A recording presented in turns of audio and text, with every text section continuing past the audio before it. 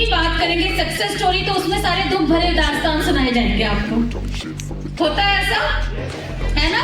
तो सक्सेस का एक ही अर्थ नजर आता है कि जब तक दुख ना हो तब तक सक्सेस नहीं आएगी, जब तक स्ट्रगल ना हो तब तक सक्सेस आने वाली है नहीं। तो भाई तैयार हैं आप मेरे स्ट्रगल्स को सुनने के लिए?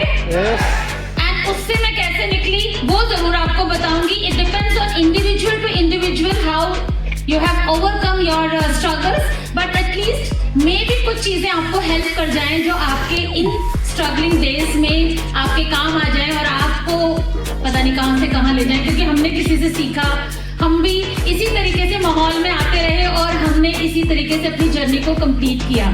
सो तैयार है सुनने को? देखो भाई, मैं हूँ टीचर। ओके, पीछे पहले शुरुआत कर देते हैं, है ना? तो पहले मेरे पति देव के लिए एक जोरदार तालियां, जोरदार तालियां। यहाँ पे एक लाइन लिखी है, I am not here to be average, I am here to be awesome.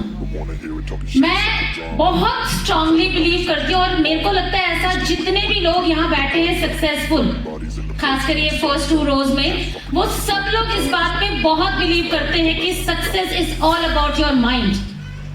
आपका दिमाग बहुत बड़ा रोल प्ले करता है आपकी कामयाबी में। कितने लोग अग्री करते हैं इस बात से?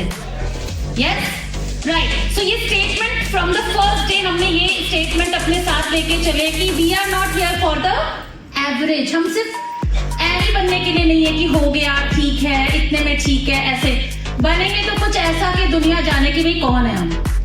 ये एटीट्यूड अगर आप कैरी कर सकते हो तो आपको बिलीव मी कोई नहीं रोक सकता कामयाबी से, किसी भी फील्ड में। I am not talking about only direct selling industry और Vestige, but I am talking about every field जहां पे भी आपको कामयाब होना है। पर जैसे मैंने बोला कि मैं अपने सेशंस में बहुत हंसाती भी हूँ और मेरी कोशिश रहती है कि टीचर हो ना, टीचर को टेक्निक सिखाई गई थी बच्चों को सबके अच्छे से डील करना है। अब ज्यादा स्ट्रिक्ट हो जाऊंगी तो लगेगा हे भगवान, ऐसा बिजनेस छोड़ के भाग ना जाओ आप, इतने स्ट्रगल्स, है ना? सो मेरी कोशिश रहेगी मैं आपको अपनी जर्नी कुछ ऐसे बताऊं कि आप तक वो मैसेज बहुत स्ट्रांगली डिलीवर हो जाए। और शादी से पहले मैं टीचिंग प्रोफेशन में थी, बहुत सिंपल मिडिल क्लास फैमिली को बिलोंग करती हूँ और टीचर का एक काम बहुत अच्छे से आता है, वो है कहानियां सुनाना। तो सबसे पहले शुरुआत करते हैं एक स्टोरी से। शुरू करें? Yes. करें? Yes. ओके, तो एक कहानी सुनाती हूँ मैं आपको और आई थिंक मुझे लगता है बहुत बड़े 5-7 सेंटेंस से बेहतर ये है कि छोटी सी कहानी से चीज बहुत आसानी से डिलीवर हो जाती है, तो बड़ा आसान हो जाता है चीज कहना, राइट? ऐसा है भैया, यस और नो मुझे चाहिए, मुंडियां हिलती रहनी चाहिए। Yes. Yes, okay. एक बार एक बूढ़ी अम्मा होती है, एक तालाब के किनारे वो बैठकर रोज एक कछुआ निकालती थी, उसे अच्छे से रगड़ती थी, साफ सफाई करती थी और उसके बाद उसे थोड़ी देर के लिए धूप में रखकर और फिर वापस शाम होते होते उसे तालाब में डाल दिया करती थी। ये उनका डेली का रूटीन हुआ करता था। इस दौरान एक लड़का था जो बाईपास होता था साइकिल से रोज और वो देखता था ये बूढ़ी अम्मा क्या करती है, तो उसे पहले तो 2-4 दिन लगा कि इनके पास कोई काम वाम तो है नहीं, तो यही काम कर रही होंगी। फिर अपना कछुआ निकाला, उसे रगड़ा वगड़ा, उसके बाद में उसे धूप दिखाया थोड़ी देर और दोबारा उस तालाब में डाल दिया। बट एक दिन उससे रहा नहीं गया और उसने पूछा कि अम्मा जी ये आप क्या करती हो कि रोज एक कछुआ पकड़ लेती हो, उसे रगड़े रगड़ाई करती हो, थोड़ी देर धूप में डालती हो और उसके बाद में फिर वापस आप पानी में डाल देती हो।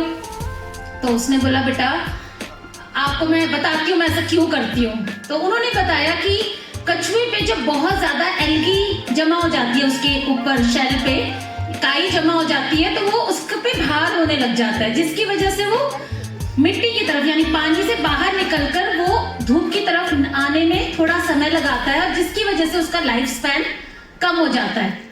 तो मेरी कोशिश रहती है कि किसी न किसी एक कछुए का वो एल्गी साफ कर दूं, थोड़ी देर धूप लगा दूं और उसके बाद में मैं इसको थोड़ी सी लाइफ स्पैन इसका बढ़ाने में मेरा ये कंट्रीब्यूशन मुझे नजर आता है। तो उसने बोला अच्छा एक से क्या होगा, 1 2 4 6 कछुए से क्या हो जाएगा, आप इसमें तो बहुत कछुए हैं। उसने बोला उससे क्या फर्क पड़ता है, एटलीस्ट मेरे को एक सेटिस्फेक्शन रहेगी कि मैंने किसी न किसी की लाइफ को उसका लाइफ स्पैन बढ़ाने में मैंने मदद करी। तो ये जो सेमिनार है ना, नहीं सुनो सुनो सुनो सुनो, ये जो सेमिनार है ना, ये वो तालाब है जहाँ पे हम सब कछुए हैं। जहाँ पर एक स्पीकर आता है वो अम्मा जी है। वो क्या करते हैं, थोड़ी लगड़ाई, थोड़ी नेगेटिव साफ करते हैं, मोटिवेशन की धूप देते हैं और उसके बाद आपको फिर फील्ड में छोड़ दिया जाता है अगले महीने के लिए। तो ये पर्पस जो मेरा आज यहाँ आने का है वो बहुत क्लियर है कि कोई भी आप में से इंसान कल को इस स्टेज पे आ जाए इस सेमिनार के बाद, तो मेरा यहाँ आना सफल होगा। ये मेरा एक पर्पस है। तो शुरुआत करते हैं। तैयार हैं आप लोग? तो रगड़ाई के लिए, धूप के लिए, मोटिवेशन के लिए तैयार होंगे? Yes yes. Simple UP family को बिलोंग करती हूँ। हम लोग 3 बहनें हैं, 1 भाई है। और मैंने 5वीं तक की क्लास की पढ़ाई, यानी 5th तक मैंने पढ़ाई करी है गांव में। और गांव मतलब टिपिकल गांव, जहाँ पर पेड़ के नीचे पढ़ाई होती थी, उस जगह से निकल के इस जगह तक आई हूँ। तो मैं एक बात तो आपको बोल दूं कि सक्सेस का कोई लेना देना नहीं है आपके बैकग्राउंड से। कहाँ से चले थे उससे कोई मतलब नहीं, कहाँ पहुँचना चाहते हो उससे बहुत बड़ा मतलब है, बहुत बड़ा मतलब है वो। तो वहाँ से शुरुआत करी और मेरे फादर साहब पहले गांव में ही फार्मर थे। उसके बाद उनको छोटी सी नौकरी मिली, दिल्ली शहर आए और दिल्ली शहर में आके 1-2 साल उन्होंने काम किया एंड उसके बाद फैमिली को उन्होंने अब दिल्ली में बुला लिया। तो 5th के बाद मेरी एजुकेशन शुरू हुई दिल्ली के अंदर। और जब दिल्ली आई तो मैं मेरा पर्सनल आपको ये बताना चाह रही हूँ कि इतना ज्यादा डिफरेंस है गांव और दिल्ली शहर में। मतलब दिल्ली एक चलता फिरता, मतलब इतना ज्यादा भागता हुआ शहर, और गांव में अगर आप में से बहुत सारे लोग बिलोंग करते होंगे, जब आप गांव जाओ तो एक ठहराव है गांव के अंदर, वहाँ के माहौल में एक ठहराव है। 7 बज गए तो खाना खा लिया, सो गए, सुबह 5 बजे उठ गए।